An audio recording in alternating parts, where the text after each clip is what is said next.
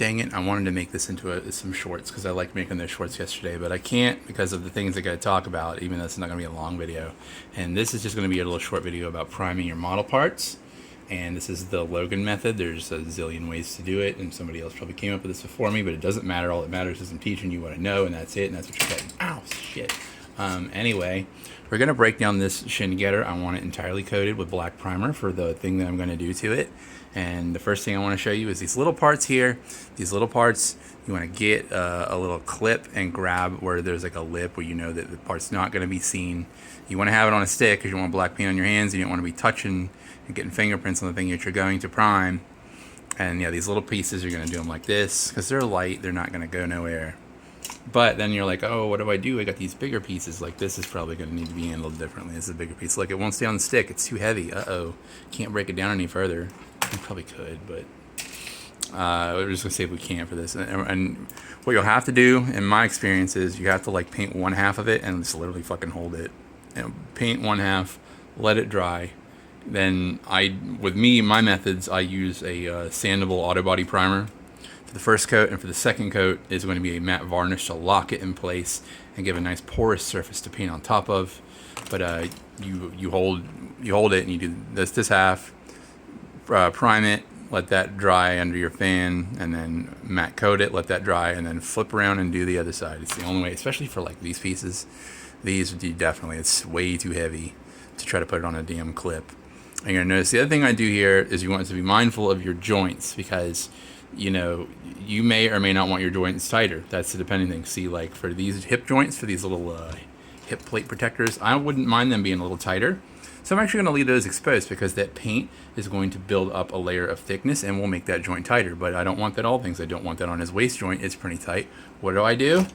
Good old silly putty from your local store that you visit. Anyway, but yeah, you're going to do that. Now for these legs, I'll have to do this process a couple times. Top and bottom, hold the part. But I'm also going to have to, I want it all in the crevices, so I'm going to have to bend the knees and then paint inside the fucking knees to get that. Man, we almost could have fit this into a short, but then it wouldn't be. It's either a short or it's not. So it's not a short. It's a short long.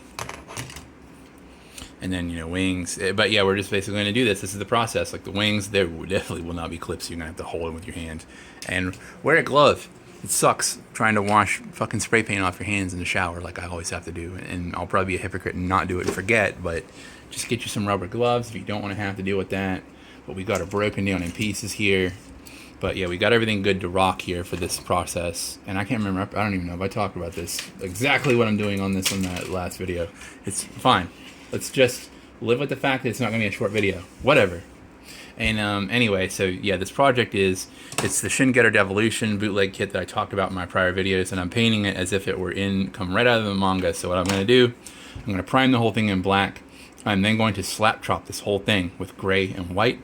But I'm not going to add color except for a couple places. I'm going to give him some eyes. I'm going to paint those a color. I don't know if I'm going to keep them like the red or if I might do a green. We just have to think about what we want to do. I might do a couple accents in color, but it's going to overall stay in black and white because I've threatened to do this with kits before. Like I'm going to do a black and white kit one day. Well, today's the day because I'm reading the manga and in the manga's black and white and it's like here's a direct reason to do it. I don't know what I want to do with this axe quite yet 100% because it's so damn heavy. I fucked up and I used the axe hand and I already cemented it into his little mini axes. But I also, it's odd that it's made this way. It's like they didn't tell you in the manual. It is a bootleg, so the manuals aren't going to be as detailed. Of course, there's limitations. But it's not it's a complete ring versus the horseshoe of this wrist. So in order for me to even try to fit this, I'm going to have to cut a gap so it'll click in there and see if I even want them with the axes or just open hands because these open hands look really good. Last night too, I also cemented in the freaking the forearm claws. They're so sick because he came with short ones, and then I'm like, oh, there are long ones that are cooler. Fuck them short ones. Easy choice. Speaking of easy choices, it came with a cape, and I thought you were able to do the cape and the wings, and then I saw no, it's one or the other. So that made it much easier for me to say no cape. Fuck that cape. We're not going to do a cape. Wings are way cooler. And I'm really excited about this. And here's the little stand.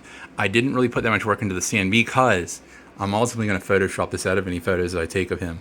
So it doesn't even matter if there's nub marks on it. It's getting fucking Photoshopped out. It's just literally a stand that he came with But I guess it's fine for a display. I don't know. You know, maybe I'll paint it with a matte paint or some shit just to do whatever. If it's going to sit on my shelf on that. But we're going to be photoshopping him out of the photos. I'd like to take some photos of him with maybe some smoke. So I might go buy some incense to have some smoke around him. Kind of floating him in the air with some smoke. How many times can I say smoke in a row?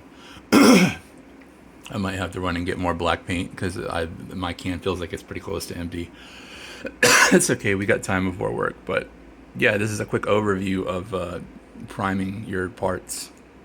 Should I don't know. I would show you like what I'm going to do when I did that part, but I'm just like, this is a pretty simple to explain process that should be redundant. I think I explained it well. I mean, if you want to see it step by step, let me know in the comments. And my next model that I prime, I will do it, but I just feel like the explanation should be sufficient for you guys. It's not complicated, in my opinion. And yeah, that's it for this video for the shin getter stuff. I don't know what I want to do format wise. If I want to keep making little shorts for like mental health stuff and meditation stuff, I probably will. I always feel like there's a new discovery every day to share. But yeah, this is the Shin Getter project, and that is how I prime my models. Thanks for coming by, and I hope to see you again.